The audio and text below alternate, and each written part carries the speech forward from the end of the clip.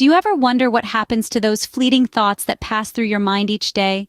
The brilliant ideas, the fleeting moments of inspiration, the small victories, the lessons learned. They come and go, much like waves on a shore, leaving little trace. But what if you could capture them, hold on to them, and revisit them anytime you wanted?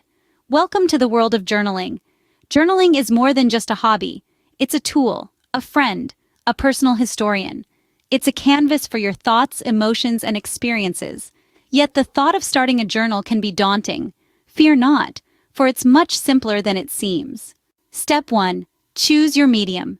This could be a physical notebook, a digital app, or a Word document. It doesn't matter what it is, as long as it's something you're comfortable with and can access easily. Step 2. Decide on a focus. Your journal doesn't have to be about everything.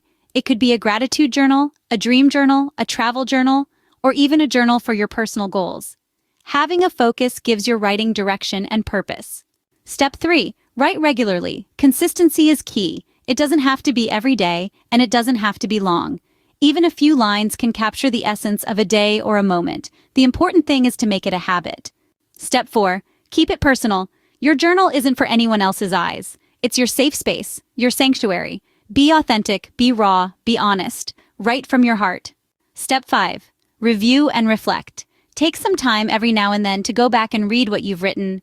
You'll be amazed at the insights you can gain from your own words. So why not embark on this journaling journey?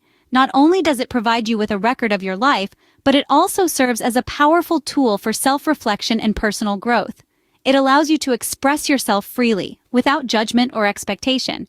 And most importantly, it gives your thoughts, your ideas, and your experiences a place to live, a place where they can be revisited and cherished. It's a book of triumphs and trials, of dreams and disappointments, of moments that made you laugh out loud, and moments that made you shed a tear.